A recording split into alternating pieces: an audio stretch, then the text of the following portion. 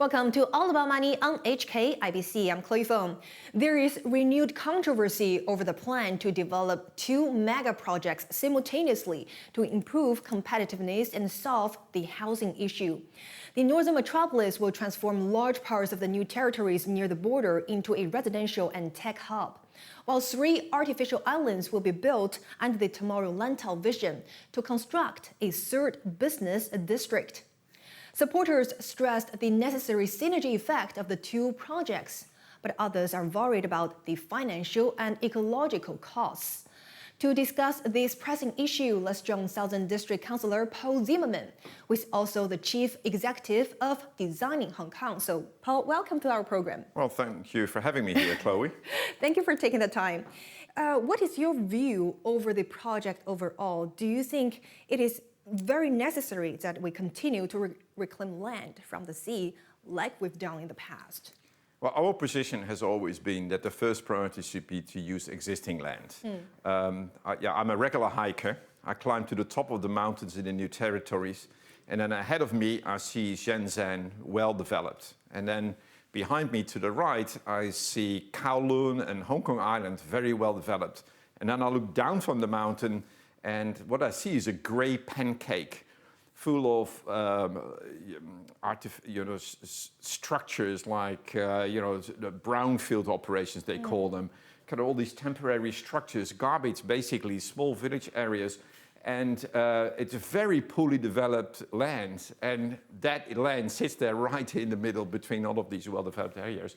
So I think our priority is to take care of the new territories, clean it up. The government has been shy dealing with the new territory landowners, with the new territory land users, and all the power structures that are there. And I think that the government should really focus on that, rather than diverting its attention to the easy solution, which is to hire one engineering firm, give them a lot of money, and build a whole bunch of new islands. And also, it's not very easy to reclaim lands from the sea as well. But it costs a lot of money. I mean, technically we can do it. I mean, we've proven around the world that technically it's possible to build islands almost anywhere, and we've done it in the past. So although most of the reclamation we've done in the past were always near shore, we're like extending the shoreline, the existing shoreline, this is kind of building new islands around an existing island in the just off the coast of Lantau. So priority should be spend our money and energy on resolving the land issues in the new territories. That should be our first win. I mean, some lawmakers or some other, for example, Executive Council convener Regina Ip, she also expressed her views that we should focus on the Northern Metropolis first before putting our focus into constructing the artificial islands. But then some other supporters, some other voices are saying that both of these two are long-term projects. It would take like 10 or 20 years to develop. And if we wait, for example, after the completion of the Northern Metropolis, it will be like 20 years or 15 years later. If we start doing the artificial islands later, it'll be too late.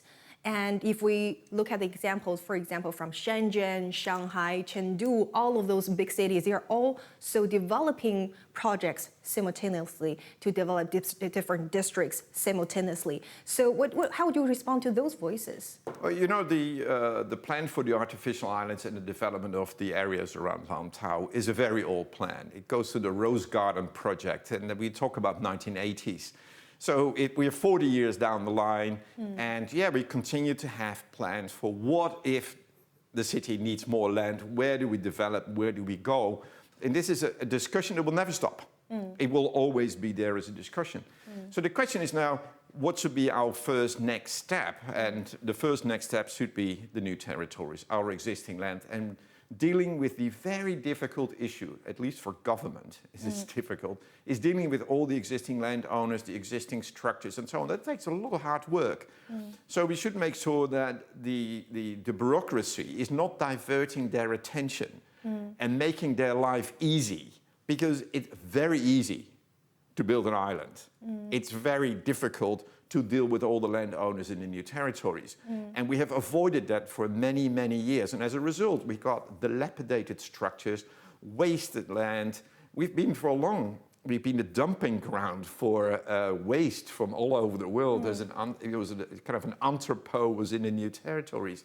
It's just unimaginable that, you know, the land sits there between the high value land of the Kowloon and Hong Kong Island and Shenzhen. We have this right a piece of land, large piece of land sitting there completely underutilized. So it's all a matter of focusing the bureaucracy, focusing our money and focusing our effort on resolving the issues in the new territories. Now, if we then still need more, yes, then reclamation becomes another priority. But then again, where will be the priority for reclamation? You know, there are plans to have some additional reclamation near Sha Tin. There's plans to have some additional reclamation in Cheung Kwan O. There's plans to have some additional reclamation in Lung Ku Tan. And those are all pieces of land. They are near existing road infrastructure, near existing rail infrastructure. So you can utilize it quickly, it's efficient. You know, you don't have to build massively new tunnels and roadworks and rail lines because you already got it. So again, after the new territories, my next priority would be near-shore reclamations. And then maybe after that, if we really run out of land, we can start thinking about building brand new islands somewhere in the middle of the sea. So it's about the priorities. Absolutely. 1, 2, 3, one after another. And also, I'm glad that you also mentioned there are some onshore, like near shore of the reclamation possibilities that we can do later on, for example, in Cheung Kwan O, although there are also some protests about that as well. Absolutely, of course. And it's correct that people ask a lot of questions from government to justify themselves. This project was never shown to the public. It was never discussed with the public. So it is absolutely right for the people of Cheung Kwan O and Low House Park to say, excuse me, what are you suddenly going to do here? And you just put it on our desk like a fait accompli, it's done, you're going to build all the infrastructure right in front of our nose. So I think it's right that people say, excuse me, you should talk with us first and not just dump a plan on our table and say, we're just going to do it. Correct, I think, that the community stood up, and I think government makes a mistake by thinking that they don't have to consult first. Paul, you see, there seems to be no easy task. Like, even if we have other options or priorities that we can look into, and if we, for example, look into the Northern Metropolis, which is existing land and which will also be a bit easier to construct. And we also have some brownfields that people are arguing that we should look into to develop first, roughly about 600 hectares of the brownfields. But then there's also the controversy, like the protests and different opinions over the use. So, for example, even if we develop the Northern Metropolis first, would you worry that eventually the realization of this vision will still be hindered by different opinions and voices, and we might not even be able to complete that project first? It's healthy to have a debate. It's healthy to have discussions. It crystallizes the interests of different people, and then you have to find solutions and create solutions and find the best way of dealing with everybody's interests as best as you can. So a healthy discussion is healthy. Protests, people speaking up is healthy.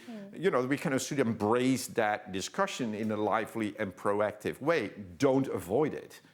Don't make it impossible, and allow that debate to happen. But that, of course, means on the government side, they need to have people who can respond. And, you know, if you don't have the capacity on the government side within the bureaucracy or within the leadership to have a healthy discussion, then it becomes difficult. But you just have to create that. You cannot say, okay, we're going to avoid it. We're just going to build an island, give it to an engineer. Nobody's going to worry about it. You know, it's like, I got the least amount of people that are going to complain because I build an island. But if I do the new territories, a lot of people will complain, so I'm not dealing with it. That's work avoidance. Right. And that's bad governance. So it's important to have the healthy discussions and consultations before any further actions. And some people are saying that if we're building, for example, the artificial islands, from the urban designing point of view, then we're doing it from scratch. So we have the flexibility on how we do it and what kind of a living space and areas we can design into. Do you think, is it in a sense that it's good that we can have the option? Sure, it's always fun to have a blank slate and being able to do something easily in the new territories. You have to work with the existing land users. You have to work with the existing infrastructure. It's a more complicated process. You have to do a lot of fine-tuning. There is a good challenge in that too, and it's not that we can't do it. We have done new towns in the new territory. We've done many of them. So it's not something that it's impossible to do. Yes, it's a bit more challenging. So what? All right, and also I want to talk about, do we really need the artificial islands or not? Because if we do the calculation, according to the Hong Kong 2030 Plus report, the city will need about roughly 6,000 hectares of land by 2048. And the Development Bureau said that according to the report, other than the roughly 3,000 hectares of land, matured land projects will still need about another 3,000 hectares of land. And the government has now already identified another 4,000 hectares of land for medium to long-term development, including the 1,000 hectares of land on Kau Yi Chau artificial islands. So in other words, the total land supply by 2048 will be about over 7,000 hectares, which will be about over 1,000 hectares more than we actually need. So is it in other words, we don't really need to reclaim land to build the extra 1,000 hectares of land? Forecasting land demand is an art and a science. It's both. If we look at population forecasts, then we have to consider what are we going to do with our boundary? To what extent are we going to be having a more fluid arrangement with the mainland and allowing people to settle here more easily? Are we going to keep a very strict control? Are we going to open it up? Those are discussions we need to have with society, and I don't think we have seen it. We've closed up with COVID. Kind of postponed this discussion. In the meantime, we have completed a third runway. Right. In the meantime, we've completed the Liangtang crossing with the mainland, so a complete new road crossing. We really have never used the capacity of the road crossings that we do have. The Hong Kong-Macau-Zura Bridge we never really used. We built the express rail. We kind of used it for a couple of months, and then COVID hit and we closed it down again, so we never used that to its capacity. So what is all of this going to mean for the city? How is the city going to develop? We need that discussion with everybody. If that then results in a conclusion to what extent we're going to grow the city, what's the future of the city, then you can make an assessment of the land you're going to need. But I haven't seen that discussion. Well, we'll talk more about that later. So we'll take a short break for now, but coming up next, we'll have more discussions over the city's 2 mega projects planning, so do stay tuned.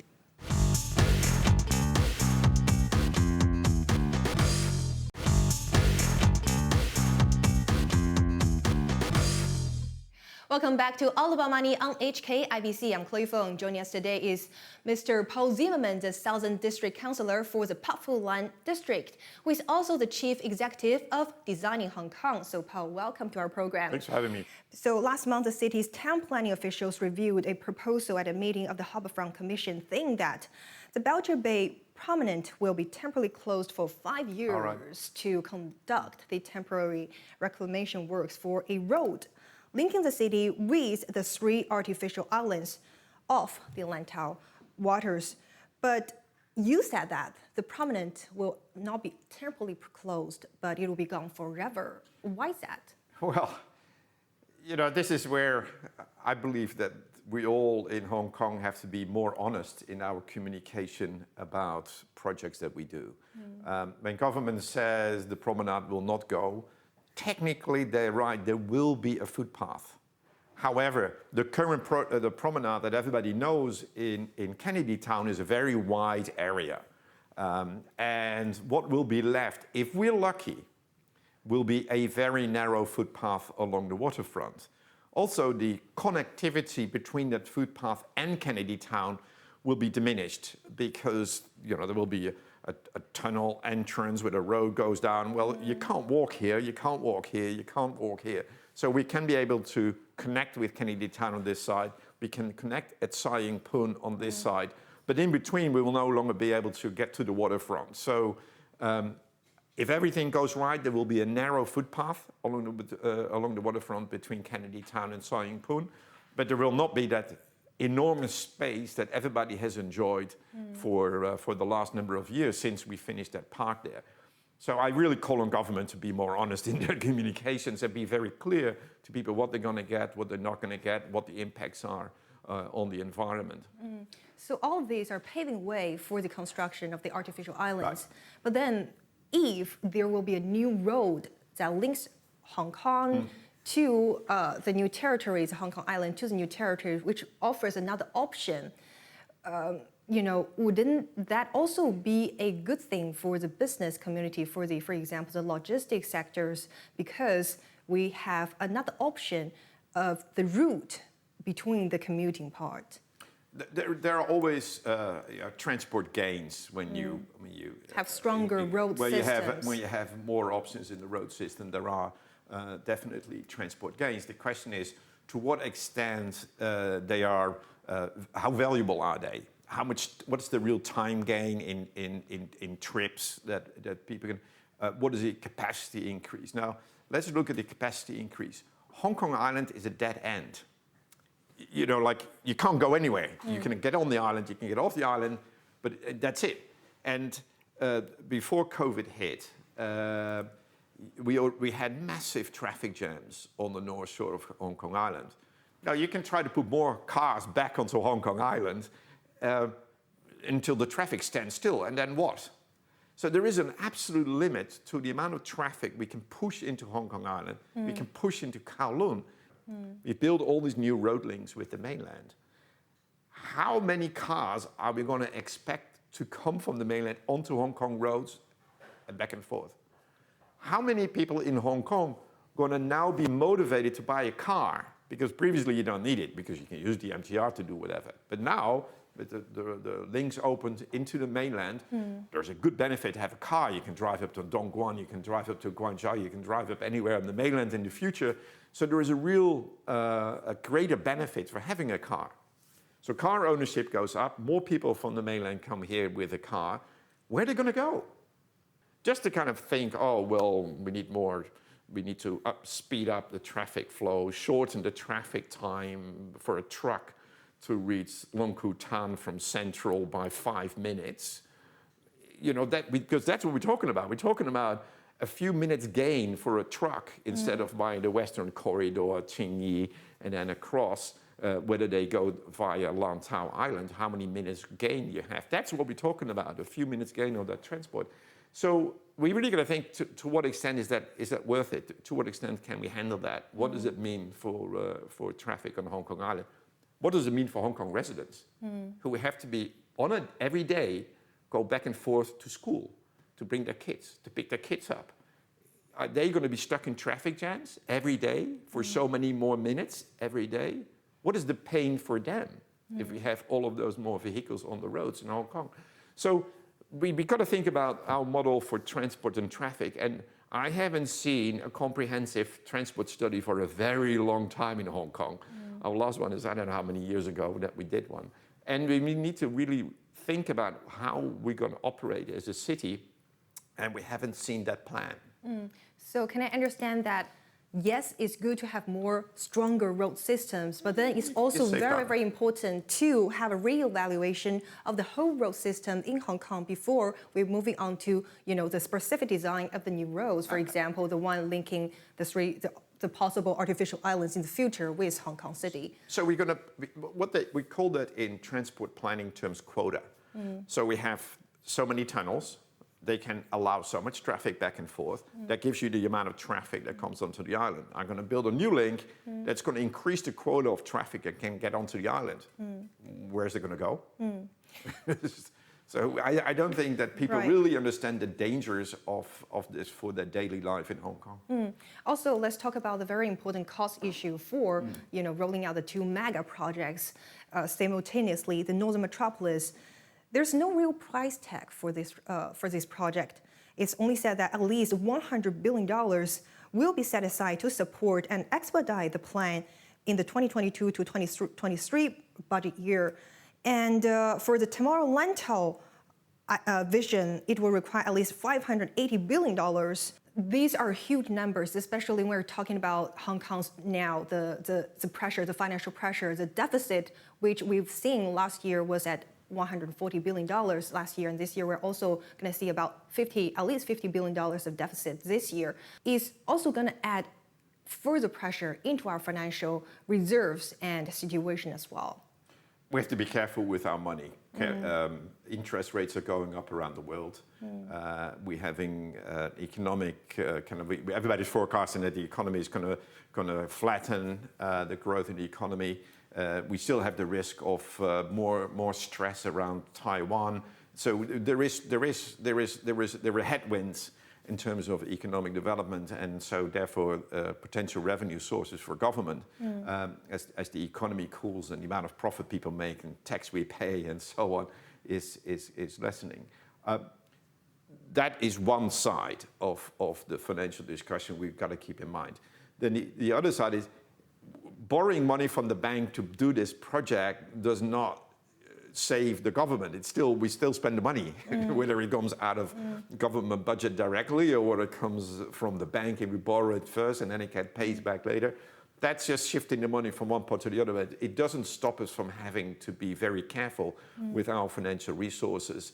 And so this project, it's large, and we do not know ever, probably, to what extent and when that will be paid back, when we can earn the money back. So we have to be careful. That is all I can say to this one. We cannot be... But the government defended the project as saying that we will use, various financing models, for example, the bond insurance and also the private and public, business partnership together in order to support these projects. So it will not. They say it will not pose further burden into our financial reserves. And also they're saying, we were going to expect to have at least $750 billion from the land sales from the artificial islands. Shall we finish it later on? Well, so a bond is a loan. You're borrowing money, whether you do it via bonds or you go to the bank. I mean, still, government is borrowing money.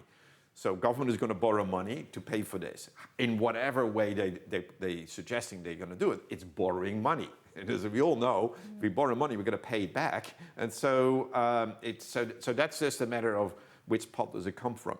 Then the other side is, do we think we can earn the money back in reasonable time to pay back the bonds and pay back the bank loans and earn our money back?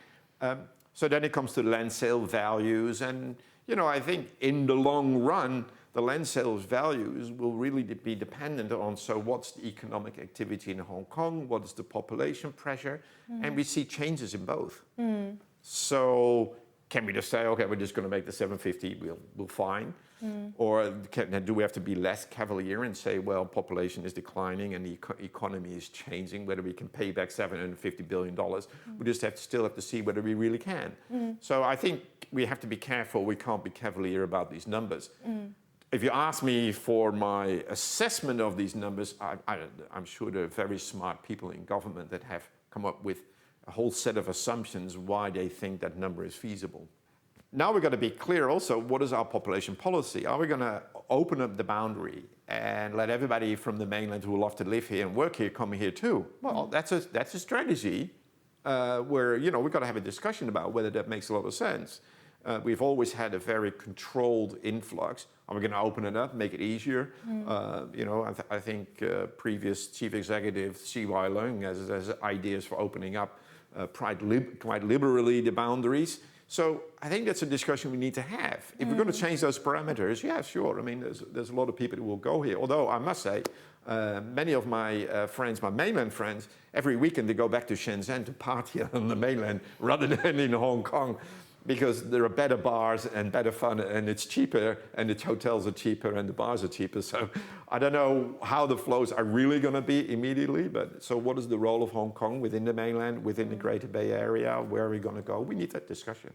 Thank you very much for your thoughts, Paul. Thanks for having me, Chloe. That's Paul Zimmerman, the Southern District Councillor, who is also the Chief Executive of Designing Hong Kong. And thank you for watching All About Money. We'll be back next Sunday night. So until the next time, please take care.